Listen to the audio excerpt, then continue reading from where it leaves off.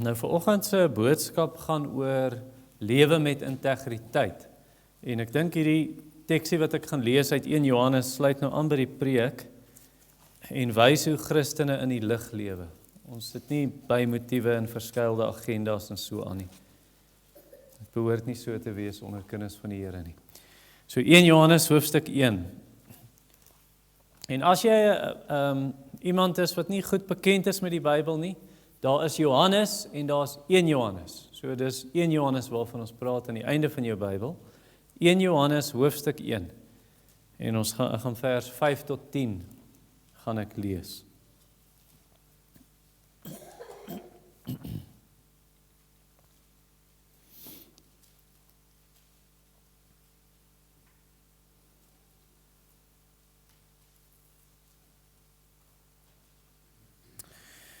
Johannes sê, dit is die boodskap wat ons van hom gehoor het. Hom is nou Jesus. En wat ons aan julle bekend maak. God is lig. En daar's geen duisternis in hom nie. As ons sê dat ons aan hom verbonde is, en tog in die duisternis leef, lieg ons. En leef ons nie volgens die waarheid nie. Maar as ons in die lig leef, soos wat hy in die lig is ons aan mekaar verbonde en reinig die bloed van Jesus, sy seun, ons van elke sonde. As ons sê dat ons die sonde het nie, mislei ons onsself en is die waarheid nie in ons nie. As ons sondes bely, hy is getrou en regverdig en daarom sal hy ons sondes vergeef en ons van alle kwaad reinig. As ons sê dat ons nie gesondig het nie, maak ons hom tot leienaar en is sy woord nie in ons nie. 2 Korintiërs hoofstuk 1, vers 12 tot 14. 2 Korintiërs 1, vers 12 tot 14. En die tema, lewe met integriteit. Live with integrity. En ek gaan dit nou verduidelik, as jy nie weet wat integriteit is nie.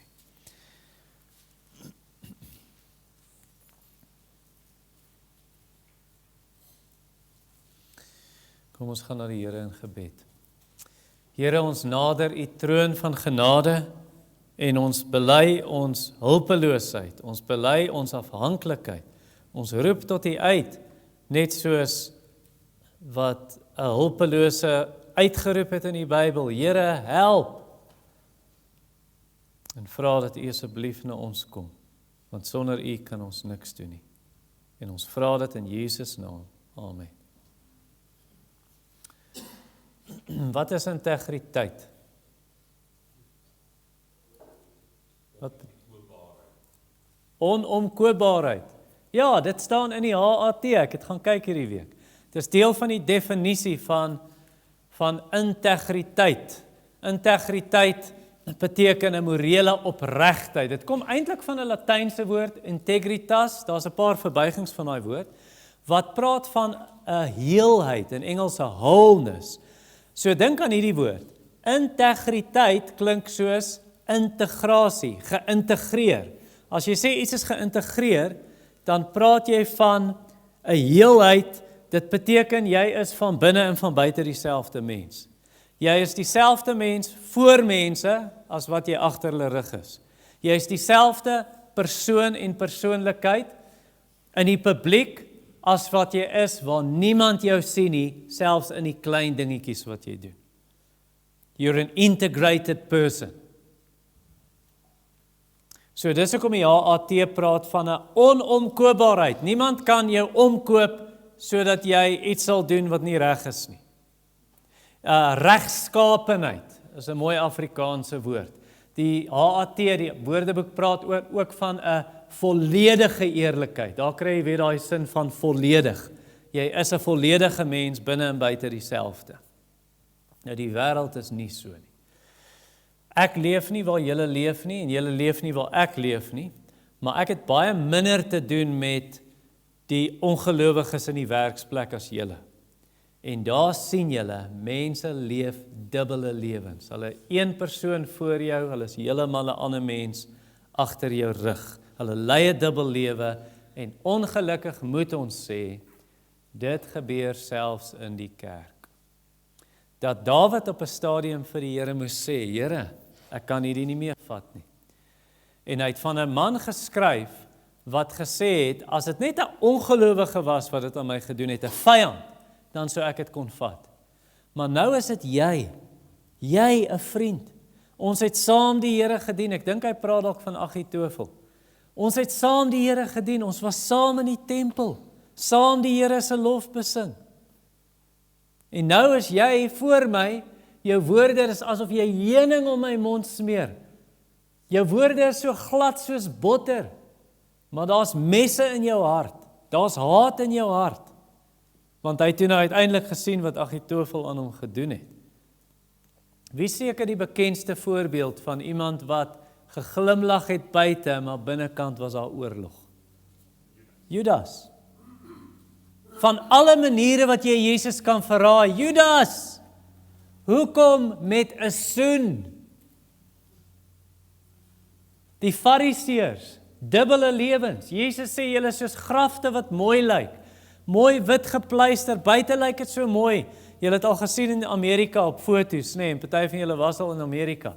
Maar dan sien jy in daai militêre begrafplase, grasgroen, gras word netjies gehou, mooi gesny, en dan sien jy die wit kruise in sulke rye van almal wat gesterf het in militêre diens. Dit lyk so mooi, maar onder die grond is vol doodsbeendere. Jesus sê, julle Fariseërs, dis hoe julle is. Jesus sê vir die Fariseërs, julle is soos 'n koppie, wat so mooi is. Nou kan jy dink, jy kom kuier by ons huis en ek maak vir jou tee, en is so 'n mooi koppie, 'n mooi beker, 'n koppie koffie dalk. En as jy klaar gedrink het, sien jy hierdie koppie is nooit gewas nie. Jesus sê vir die Fariseërs, dis hoe julle is. Buitekant lyk julle so mooi, binnekant julle vol onreinheid, vol selfsug, vol hebsug, vol gierigheid. Ek het 'n vriend, en in hulle gemeente, hy's 'n sendeling. Toe is daar 'n man, en is een van die beste manne in die gemeente. Hierdie ou is betrokke. Hy's by elke byeenkoms. Hy's by die binnekring wat besig is om die Bybel beter te leer en te groei. Hy's as ware met die hand groot gemaak van 11-jarige ouderdom af, deur die sendeling.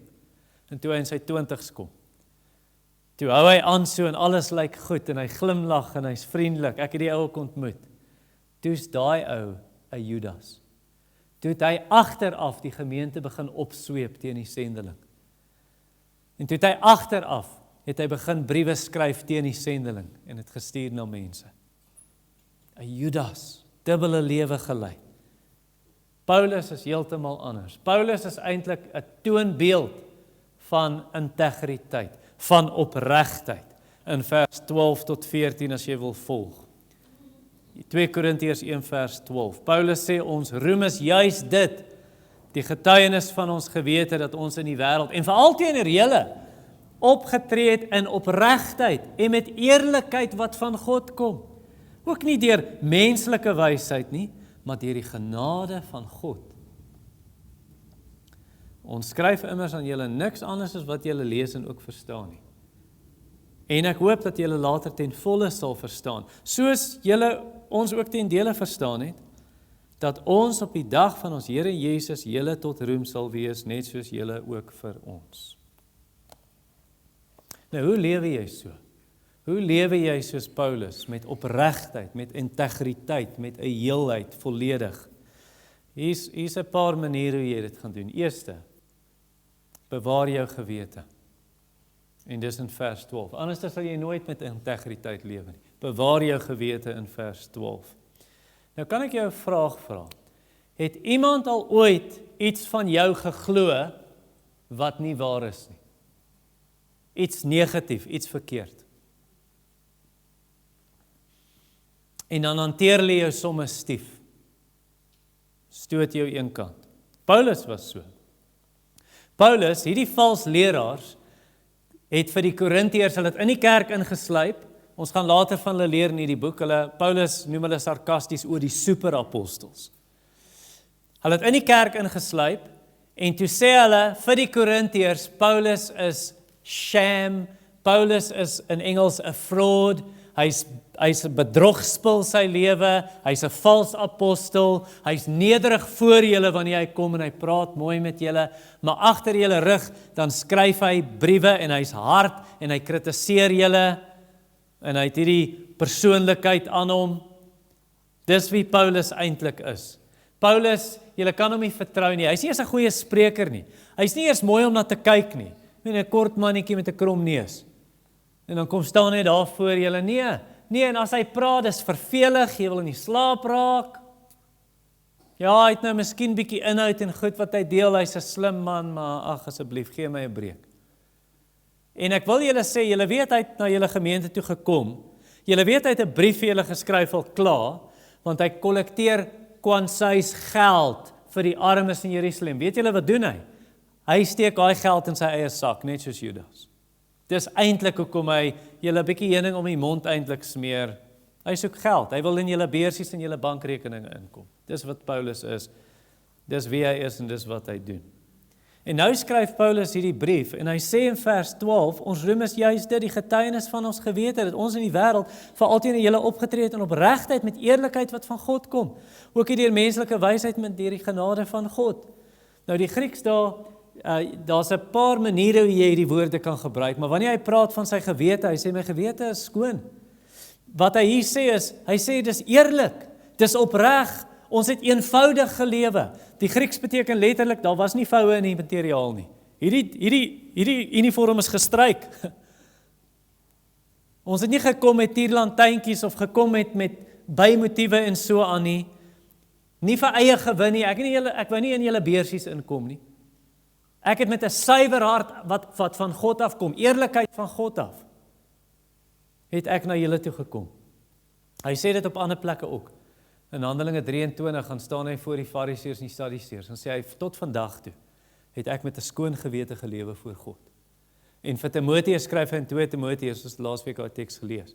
Dan in daai hoofstuk 2 Timoteus 1 dan sê hy, Timoteus, ek dien God met 'n rein gewete net soos my voorvaders gedoen het.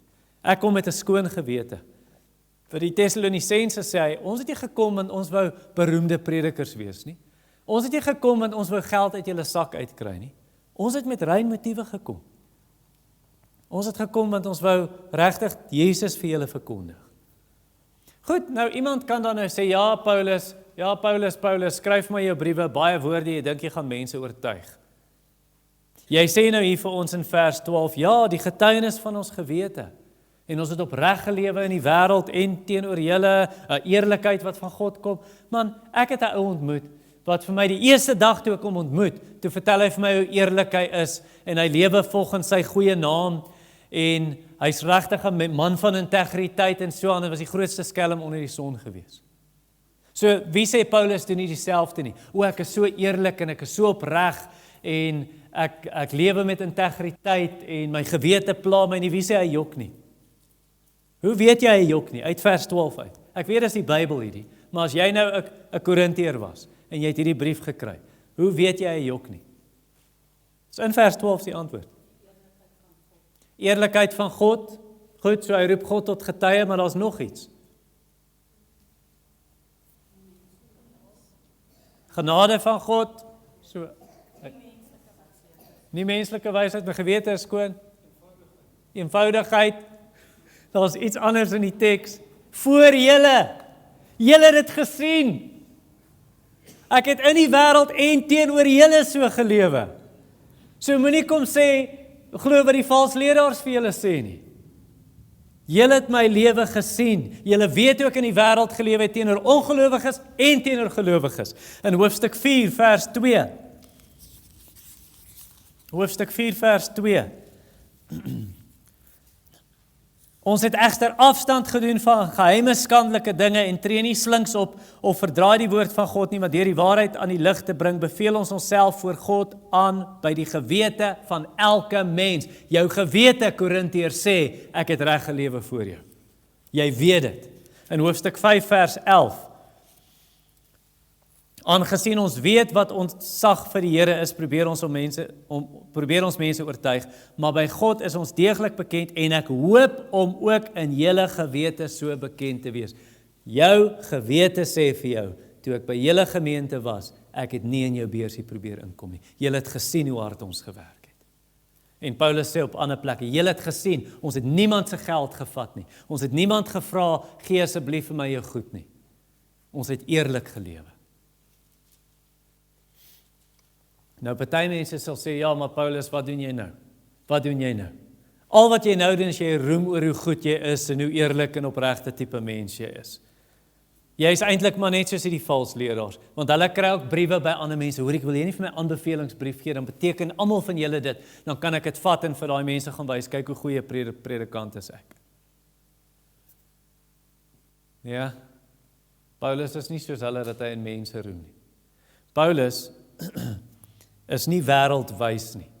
Jy sien, ek het 'n boek gelees, iemand het dit aanbeveel, en ek het baie geleer uit die boek, daar's baie goeie goed, maar dis nie 'n gelowige wat die boek skryf nie. Party van julle ken hierdie boek, How to Win Friends and Influence People, Dale Carnegie. En ek het regtig baie geleer, maar daar is van die goed wat ek nie van gehou het nie, en ek het in die boek notas gemaak, en ek het geskryf daar, manipulation, want daar's dinge van hoe om so op te tree so that you can get what you want from people. En dan is dit sekere tegnieke wat jy gebruik. Nou wie sê Paulus het nie dit gedoen nie? Hy het nou maar net die regte tegnieke geken om opreg en vriendelik en gaaf te wees en dan kry hy op die einde wat hy wil hê. Hier is hoe ons weet. In vers 12 sê hy, ons roem is juist dat die getuienis van ons gewete dat ons in die wêreld veral teenoor julle opgetree het in opregtheid en met eerlikheid wat van God kom. Nie deur menslike wysheid nie, maar deur die genade van God. Dit was nie wêreldse tegnieke nie. Ek's nie besig om in myself te roem nie. Dis die genade van God wat dit in ons gedoen het. En Paulus, van alle mense kan dit sê. Want Paulus was 'n vervolger van Christene. En hier sê hy, julle weet is die genade van God. Dis nie ek wat dit uit myself reg kry nie. Deur die genade van God is ek wat ek is. Ek kan jou so 'n storie vertel. Ek het eintlik hierdie storie vertel, maar dit pas so mooi. So my vriend Bram Hatting, die ou wat so 'n paar jaar gelede by ons gemeentekamp gepreek het. Bram was 'n baie slegte man en het baie slegte dinge gedoen. En toe die Here hom kom red, maar hy sê hy was 'n uitstekende manipuleerder en 'n uitstekende leienaar en hy het niks gevoel vir mense se lewens nie. En toe die regering dit gebruik, hy was 'n spioen en so aan en so voorts. Maar toe op sy troudag toe kom hy tot bekering. En hy sê een van die eerste bewyse vir hom dat die Here hom kom verander het. Hy het net besef, iets het nou gebeur in my lewe. Toe daai predikant vir hulle bid want hy het vir die Here gesê, Here, U moet my doodmaak of U moet my red, maar kan nie meer so aangaan nie. En hy sê toe die Here hom kom verander, een van die eerste maniere hoe hy sien, hy het verander is, hy sou baie dikwels vir mense sê, hoorie, kan ek vir julle koffie maak, kan ek vir jou tee maak, en dan vat hy nou cupcakes, ek het nou die Afrikaanse woord geleer, 2 weke terug, koolwyntjies. Ja, ek het dit nie geweet nie. En toe gaan haal hy dit vir die mense, en hy sê wat hy gewoonlik sou doen, is hy is nou baie nice, en sê ek maak vir jou tee, en almal dink, sjoe, Bram is so gaaf. Maar dan eintlik wat hy doen, is as hy dit gaan maak, dan vat hy al die beste koolwyntjies uit, en dan sit hy dit eenkant vir homself. En dan vat hy die slegstes, en dan vat hy dit vir die mense.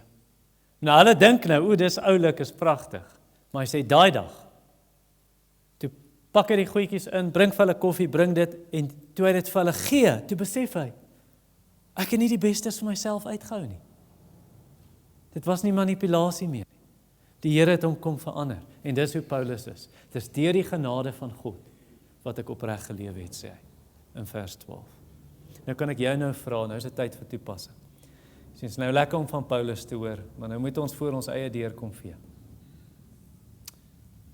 Is jou lewe so?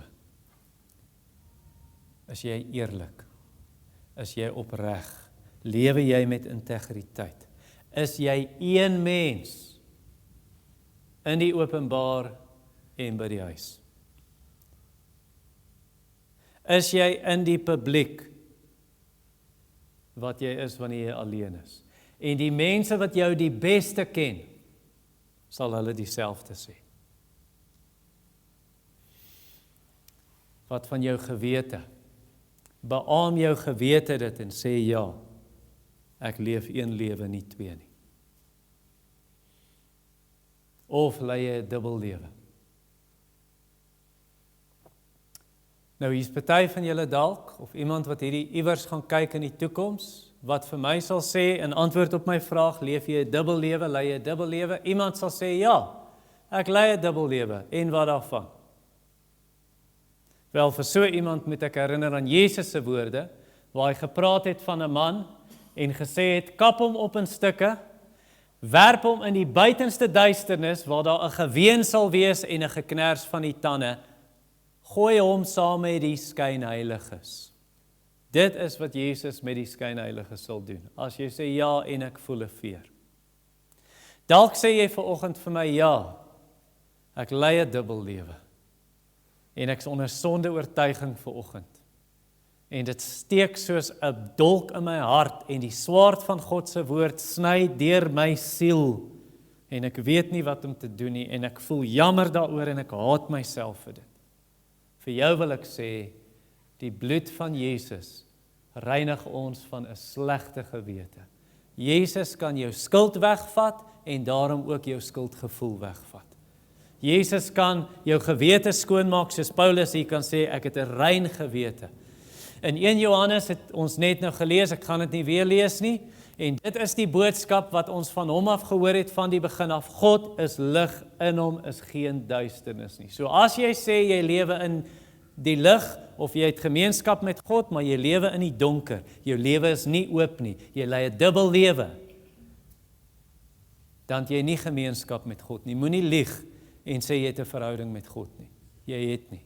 Maar dan sê hy, dat ons hierdie sonde kan bring, en ons kan na die lig toe kom, en hy sal skyn in die donkerte van ons hart, en hy sal sy lig skyn, en hy sal die duisternis verdryf as jy na hom toe kom, en die bloed van Jesus sy seun reinig ons van elke sonde, en van alle sonde. So bring dit na hom toe en sê, Here, ek lei 'n dubbel lewe, 'n dubbele lewe, ek wil dit nie meer doen nie, ek kan dit nie meer doen nie. U het my sonde geopenbaar, u het my hart oopgevlek vanoggend, vat my sonde weg. As jy sê jy het nie sonde nie, bedrieg jy jouself. En die waarheid is nie in jou nie. Maar as jy jou sonde kom erken, jy bely dit. God is getrou en regverdig om jou te vergewe. En van alle ongeregtigheid, van daai vuilheid, van daai oneerlikheid te reinig. As jy sê jy het nie gesondig nie, dan lieg jy en jy maak God tot 'n leienaar. So kom bring net jou sonde na hom toe. En vir jou is dit dalk net nodig om te hoor dat jy nie teen jou gewete moet lewe nie. As jou gewete jou pla vanoggend, moenie teen jou gewete lewe nie, want wat dan gaan gebeur is, jy gaan jou gewete begin afstomp. Jou gewete raak harder as jy dit ignoreer en net aanhou sonde doen. Liewer wat die Hebreërs sê, laat ons mekaar elke dag vermaan, solank as wat dit vandag genoem word, dat niemand van ons verhard word deur die misleiding van sonde nie. Sê jy miskien, ja, ek lei 'n dubbele lewe, ek voel net so skuldig, ek is net so moeg hiervoor, ek voel skuldig. Maar as ek vir jou vra, wat bedoel jy lei 'n dubbele lewe, kan jy vir my 'n voorbeeld gee? Dan moet jy regtig hard dink en jy kan nie 'n voorbeeld gee nie. En as ek vir jou vra, wat 'n teks in die Bybel is jy besig om te oortree? Dan dink jy en jy sê, ek is nie seker nie, ek weet nie eintlik nie, maar ek voel net so skuldig. Dan wil ek vir jou sê wat 'n man vir my gesê het eenmal. Ek moes hom help, en toe besluit ek kan nie. Toe vra ek vir Deedrey, hoorie, kan jy hom uithelp, want ek kan nie, want hier is hierdie krisis, en hierdie mense gaan kwaad wees vir my, as ek nou nie hierdie nakom nie. Ek gaan nou nie detail gee nie. En toe gaan help Deedrey hom. Hy is baie ouer as ek. En toe die volgende dag, toe sien ek hom. Toe sê hy vir my, hoekom het jy my nie gister kom help nie? Toe sê ek nee, want ek was bang, hierdie mense gaan kwaad wees, want toe sê hy vir my, maybe your conscience is too tender. Miskien is jou gewete oorsensitief. Ek het nie idee gehad wat hy bedoel nie. Ek het nie geweet, wat beteken oorsensitiewe gewete? En so met die jare, het ek toe nou geleer, soos ek in die woord gegroei het ek geleer, 'n oorsensitiewe gewete is iemand wat vanoggend hierdie preek hoor, en nou voel jy skuldig, en jy dink, ja, ek is seker daai persoon wat 'n dubbele lewe lei. Maar daar's nie 'n voorbeeld in jou lewe waar jy 'n dubbele lewe lei nie. Jy het net 'n oorsensitiewe gewete, en nou voel jy skuldig. So wat nodig is vir jou, is jy moet in die woord bly en die woord van die Here dag en nag oordink. Jy moet groei in die woord, sodat die woord jou gewete begin inlig. En jy nie skuldig voel oor goed wat nie sonde is nie. Laat die woord vir jou leer wat is sonde en wat is nie sonde nie. Jy sien, die hoogste hof is nie jou gewete nie. Die hoogste hof is God se hof, sy woord. Sy woord sal vir jou inlig wat is reg en wat is verkeerd. Jou gewete moet in lyn kom. 1 Johannes 3 vers 20 sê, wanneer ons gewete ons aankla, God is groter as ons gewete, hy weet alle dinge. Want partykeer kla jou gewete jou aan, maar dit is onnodig. Jy is oorsensitief. En ek is daartoe geneig, weet ek. Of het kan net wees dat die duiwel jou aankla. Die duiwel vir jou sê, ja, jy is sleg, kyk, hier's jy. Daai preek wat Ivan nou preek, hy praat van jou. En dan is dit nie eintlik jy nie. Paulus sê vir die Korintiërs, dis vir my 'n baie klein saak, of julle my oordeel, julle Korintiërs, of enige menslike hof. Om die waarheid te sê, ek oordeel myself nie eers nie. Hy bedoel, my gewete pla my nie, oor die goed waarvan julle my aankla nie. Maar ek is nie daardeur verontskuldig nie. God is die een wat my oordeel. Hy bedoel, my gewete is nie die hoogste hof nie. Dis uiteindelik wat God sê wat tel. En dalk het jy nodig om dit te hoor vanoggend. So is jy miskien iemand vanoggend, jy sê, ek vra vir jou, lei jy 'n dubbele lewe, en dan sê jy vir my, nee, ek lei nie 'n dubbele lewe nie. Maar jy is besig met afgoderry in jou lewe. Jy het 'n afgod gaan maak van dinge, jy het 'n obsessie, jy het 'n slaaf geword van ander dinge behalwe Jesus. Jy sê nie, ek lei nie 'n dubbele lewe nie, maar jy ontheilig God se dag, jy het geen respek vir sy dag en vir sy mense nie. Jy lewe jou lewe, hy moet inval, as dit jou pas om hier te wees, as jy hier. Ander dinge kom eers te bo hom. Jy sê jy lei nie 'n dubbele lewe nie, maar jy gebruik sy naam links en regs, wanneer jy kwaad word, as jy wil vloek, as jy skrik, jy kyk sulke films en geniet dit. Jy sê jy lei nie 'n dubbele lewe nie, maar jy maak beloftes in sy naam, wat jy nie gaan nakom nie, jy het ook nie planne om dit na te kom nie. Jy sê jy lei nie 'n dubbele lewe nie, jy het nie respek vir jou ouers nie. Jy is ongehoorsaam as 'n kind, of jy is ouer, maar jou ouers is bejaard, hulle het hulp nodig, jy sê, laat hulle self help. Jy sê, jy lei nie 'n dubbele lewe nie, maar jy is bitter, jy is onvergewensgesind, lei nie 'n dubbele lewe nie, maar jy is seksueel losbandig, lei nie 'n dubbele lewe nie, maar jy steel, jy is oneerlik met jou belasting, jy vertel leuns, jy vergroot jou stories, jy hou nie jou beloftes nie, en jy is gierig en materialisties. Wel, vir jou moet ek dan sê, daar's baie mense wat hulle self verontskuldig sê Spreuke, hoofstuk 16, maar dis die Here wat die gees toets, dis die Here wat die gewete toets, hy weet wat regtig diep aangaan. Jy kan sê ek lei nie 'n dubbele lewe nie, jy bedrieg jouself, jy is eintlik op 'n bitter gevaarlike plek, die van julle wat so is, want Timoteus praat van mense wat hulle gewete skroei, omdat jy sê ek lei nie 'n dubbele lewe nie, maar eintlik doen jy. Jou gewete pla jou nie eers meer daaroor nie. Jy is op 'n bitter gevaarlike plek. Jy weet wat gebeur as jou gewete skroei nie. Dit beteken jou gewete kan nie meer voel nie. Dit beteken jou gewete skree vir jou en sê jy is besig met sonde, jy is blindelings op pad na die afgrond van die hel en jy weet dit nie eers nie.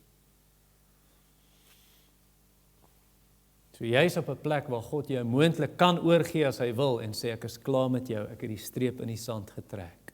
Nou verhard ek jou hart, soos hy met Farao gedoen het. Sê jy miskien vanoggend, nee, ek lei nie 'n dubbele lewe nie. Ek, soos Paulus in Handelinge 24:16 sê, I take great pains to have a clear conscience before God and men. Dat dit vir jou pynlik is, jy sal nie rus, jou gewete pla jou, jy gaan dadelik na die Here toe, jy haat jou sonde, jy bely jou sonde, jy sorg dat jy 'n rein gewete hou. En dan sê jy, ek lei nie 'n dubbele lewe nie, vir jou wil ek sê vanoggend, prys die Here se genade, moenie in jouself roem nie, sê dis sy genade, soos Paulus hier sê, ek roem nie in self nie, dis sy genade. Goed, so dis eerste, bewaar jou gewete. Tweedens, wees opreg. As jy met integriteit gaan lewe, bewaar jou gewete, nommer 1, nommer 2, wees opreg. Dis in vers 13a. Ek het met 'n man gesels en hy het vir my gesê, Sy seun is in sy 60s al. En ons het oor sy kinders gepraat, ek het gevra hoe gaan dit met hulle, en toe sê hy vir my, jy my tweede oudste seun, hy is 'n model van wat 'n kind behoort te wees teenoor sy ouers. Hy's 'n model van wat 'n kind of 'n man behoort te wees in sy huwelik, in sy huisgesin. Hy is in die midweek by einkomste, by die bidure, by 'n goeie gemeente. Hy's 'n man wat eerlik is, wat hard werk, sorg vir sy gesin. Maar ek weet nie of hy 'n Christen is nie. Hy sê hy ken die Bybel, hy praat oor die Bybel, hy glo die evangelie, hy glo die waarheid, maar ek sien nie 'n liefde vir Jesus in sy hart nie. Ek sien nie regtig 'n liefde vir Christus daar nie. En toe sê die man hierdie woorde vir my, en ek hou nie van dubbelsinnigheid nie. I don't like ambiguity. Sê, want hy is nie Sondag saam met die gelowiges nie, want hy is by sy sportklub altyd. Ek hou nie van dubbelsinnigheid nie. Paulus is anders. Paulus is nie dubbelsinnig nie, hy is nie dubbelhartig nie, hy leef nie 'n dubbel lewe nie. Paulus sê wat hy bedoel en hy bedoel wat hy sê. Paulus, daar's nie as jy sy briewe lees, hy smeer jou heuning om die mond, vleitaal en hy skryf en daar's eintlik raaisels. Wat bedoel Paulus hier? Want ons verstaan nie mooi, hy gebruik sulke raaiseltaal en jy moet eintlik tussen die lyne lees want hy bedoel iets anders. En hy het bymotiewe. Nee, vers 13. Ons skryf immers aan julle niks anders as wat julle lees en ook verstaan nie. Dit wat ek hier vir jou skryf, ek bedoel wat ek sê wat ek bedoel. En wanneer hy vir die Korintiërs sê, ek is lief vir julle, dan is dit so Sean gesê het, dit wat jy vir ons gedoen het uit Romeine 12 vers 9, laat die liefde opreg wees, of die ou vertaling ongeveins. Paulus se liefde vir hierdie Christene, hy sê wat ek hier skryf, as ek julle so probeer bemoedig, moenie tussen die lyne lees nie, daar is niks tussen die lyne nie. Lees net wat daar staan, ek is lief vir julle. Gee om vir julle. Moenie laat daai vals leraars julle gif in die kop kom praat nie. Die wêreld is nie so nie. Die wêreld glimlag vir jou en sê, "Haai, ek so bly om jou te sien, maar het nou net van jou geskinder voor jy ingestap het by die vertrek." Soos geskinder, ja, sy dit en sy dat en hy, en ek hou nie van hom nie. En, hallo, so goed om jou te sien, hoe gaan dit? Hoe gaan dit met jou male? Vals is die wêreld. Hulle dien die Here, selfs in die kerk, en hulle help ander mense, maar dis alles vir eie gewin. Dis alles vir self, soos Psalm 12 sê, hulle almal spreek leentaal, hulle vlei jou, they flattering you. Die Fariseërs, ons wil so graag help, ag man, ons hoor jy sukkel so. Hoor jy, ek skryf sommer nou vir jou 'n cheque, ons skryf nie met checks nie. Man, gee net jou details, ek kan vir EFT vir jou doen. Ek wil jou so graag help, maar hulle doen dit voor almal die Fariseërs, dat almal sien hoe hulle die armes help. En hulle bid so mooi, man, is so elegant. Maar hulle hoop iemand sê vir hulle, "Ag, jou gebed was fantasties." Of hulle vas, en hulle wil so geestelik lyk, hulle gee nie om oor die Here nie. Of Paulus wat praat van hierdie mense wat preek, hierdie predikers, hy sê hulle doen dit met bymotiewe. Hulle is nie opreg nie. Hulle is nie eerlik nie, hulle wil populêr prediker nommer 1 op YouTube wees. Dit is nie opregtheid nie. Ek weet hoekom julle gekom het na my toe. Julle het nie gekom want julle wil God se woord hoor nie. Julle wil nog broodjies en visse sê Jesus vir daai Jode. Julle het bymotiewe, dis hoekom julle kom. Of Felix wat graag luister na wat Paulus sê, maar hy het gehoop Paulus gee vir hom geld. Want jy sien, Paulus het die geld gekollekteer by die arm Christene, by die Christene in Griekeland vir die armes in Jerusalem. Nou hoop hy, Paulus gaan daarom vir my 'n paar rand gee, dan sal ek hom uit die tronk vrylaat. Bymotiewe. Of soos die Galasiër dwaalleraars. Paulus sê, hoekom maak hy dwaalleraars baie van julle? Hulle maak 'n groot baai van julle, maar is nie met opregtheid nie. Hulle wil in julle beursies inkom. Dis wat hulle wil in jou bankrekening kom. Dis die probleem. Dis hoekom, ons gee so om, die siekes, ek het so hard vir siek mense. Wil julle nie kom en dan spreek ek die naam van die Here oor julle uit en ek bid in Jesus name. dat jy gesond word, maar dan stuur hulle so groot KFC bucket om. Gooi jou geld in en die Here gaan jou seën. Stuur jou geld weduwee, jou man se pensioengeldjies of waar wat jou man vir jou gelos het. Raak dit nou aan die skerm en bid ek vir jou. Hier is die rekeningnommer en die Here gaan 'n wonderwerk vir jou doen. Dis bymotiewe. Hulle gee nie om vir die siekes nie. Of wanneer jy dalk uitvis, jy vra na oor mense se welstand. Iemand het eintlik vir jou gesê, hoor, wil jy nie vir so en so bel nie. Dan praat jy net met hulle, dan vind jy net bietjie vir my uit. En dan bel jy en jy sê, "Haai, ag nee, ek hoor jy is terug van vakansie, ek bel maar net om te hoor hoe gaan dit." Maar eintlik is jy besig om uit te vis. Dis bymotiewe. Dis bymotiewe. Dis nie 'n opregtheid en 'n eerlikheid nie. Of jy is dalk by die kerk, maar jy is by die kerk vir die meisie, jy is by die kerk vir die ou. En ek sê nie dis verkeerd, hier is nou 'n klomp verliefdes en so aan. Dis okay, ons is baie bly daaroor. Maar as dit jou primêre rede is en jy's nie hier vir Jesus nie, jy is net hier vir die ouens of die meisies, bymotiewe. So is jy dalk so vanmôre, is jy dalk soos Judas, jy het kom geld al, jy sien, jy dink jy gaan kry wat jy wil hê, deur so te loop, 'n krompaadjie te loop. En uiteindelik kry jy wat jy wil hê, jy kry jou 30 stukke silwer. But for 30 pieces of silver, Judas sold himself, not Christ. En op die einde hang hy aan die galg. Miskien staan hier iemand vanoggend hier en jy is aan die ontvangkant. En jy is die een, mense het jou ingedoen, mense het jou stief en sleg behandel, met allerlei natuurlantijntjies of storieetjies gekom en toertjies gekom, en met bymotiewe gekom, en jy het bitterseer gekry. Wel, vir jou wil ek vanoggend net herinner aan Psalm 37, waar dit sê, moet jou nie bekommer oor daai mense nie. Leef jy net in die land van die Here, die plek waar die Here jou geplaas het, en doen jy reg, en verlustig jou in die Here, en hy sal aan jou gee die begeertes van jou hart. Want jy sien, as jy gaan hierdie ding saam met jou dra, dit gaan jou net siek maak, dit gaan jou net uitput, dit gaan nie die situasie verander nie. Maar gee dit oor, soos Jesus, hy het dit aanhoudend oorgelewer aan hom wat regverdig oordeel. Hy het nie gedink, ek gaan vir julle terugkry. Hy het dit net oorgelewer aan sy Vader. En gee jy dit oor aan jou Vader wat in die hemel is. En hy sal vir jou sorg. Hy sal jou geregtigheid voortbring soos die dag en jou reg soos die middag. En dan doen jy wat vers 13 sê. Jy sê wat jy bedoel wat jy sê. Jy kom met 'n openheid, jy wandel in die lig, jou lewe is oop voor almal om te sien soos 'n oop brief. En dan sê die Here, sy oë deurkruis die aarde en hy kyk wie se harte opreg is teenoor hom om aan hulle goed te doen. En hy sal jou beloon. Hy sal jou beloon op daai dag, wanneer hy selfs ons geheime motiewe oordeel. Nou het ek net onlangs gehoor van iemand, en ek is baie seker daar so iemand hier vandag. Van iemand wat sê, maar ek wil reg doen, maar ek weet nie is my motiewe reg nie. Want ons ondersoek maar ons motiewe en is goed dat ons dit doen. Ek vrees my motiewe is dalk onrein. Ek wil vir jou sê wat 'n predikant vir my gesê het. Ek was nie in die bediening hier. Toe het ek elke tweede Vrydag na hom toe gery in Alberton en hy het my gehelp.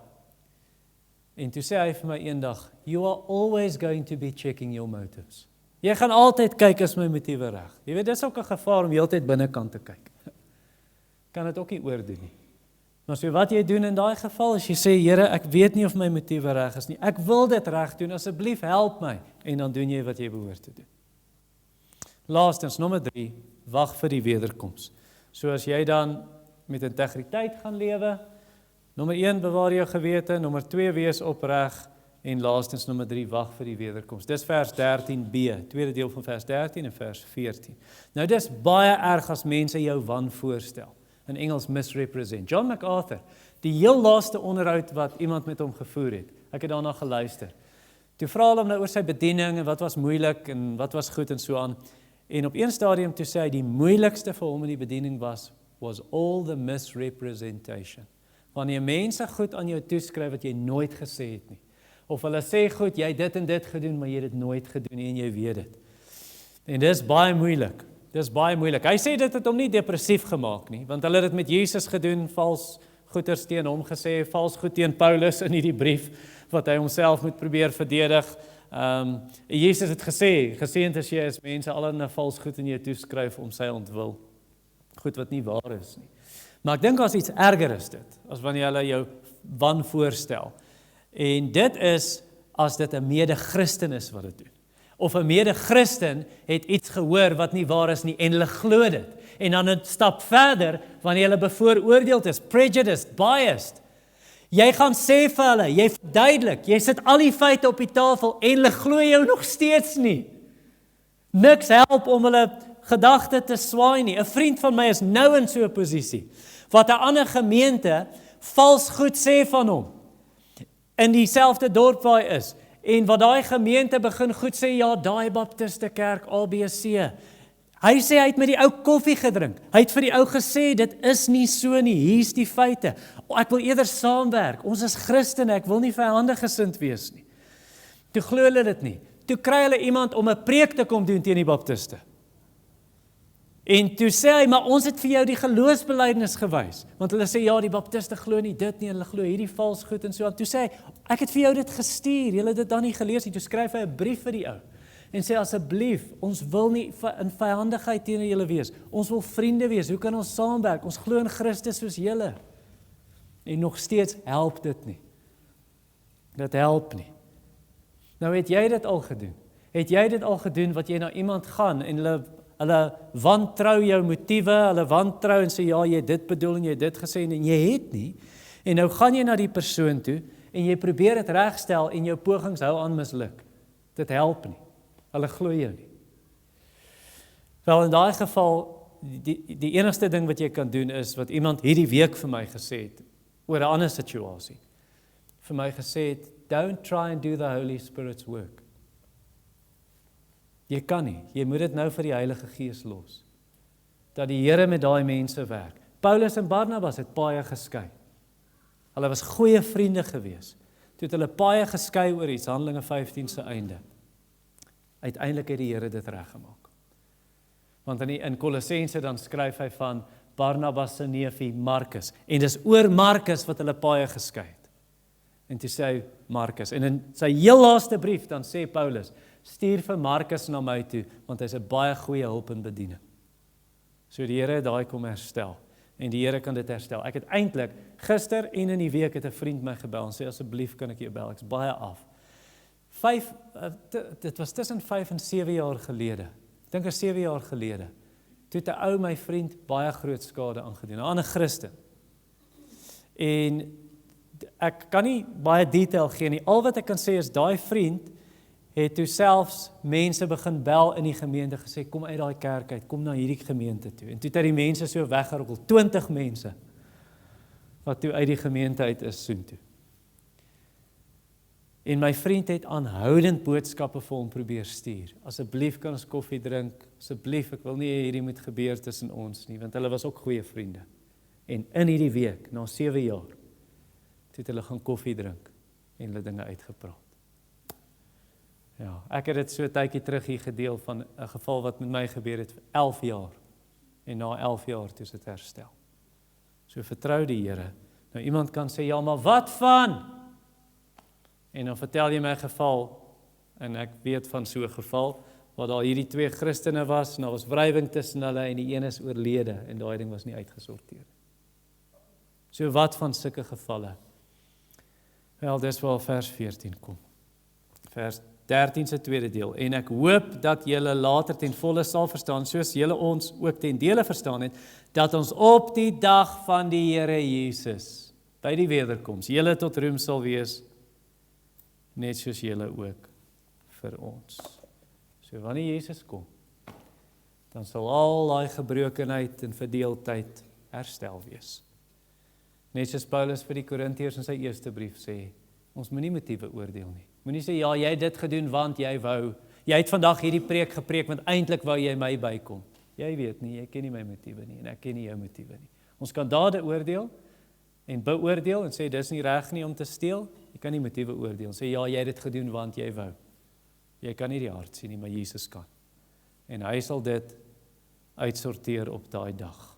Nou, iemand kan sê, ja, maar gaan ek dan nie brag op die oordeelsdag nie? En sê, ek jou gesê, ek was reg! Ek was reg! Nee, inteendeel. Jy sal op daai dag sê, ek weet in my eie lewe het ek baie keer verkeerde motiewe gehad. In my eie lewe het ek baie keer mense sleg behandel. Jy sal dit weet. En jy sal sê, vandag wanneer my naam onskuldig verklaar word, is dit nie oor my nie. My geregtigheid is Christus. Ek weet ek is baie skuldig.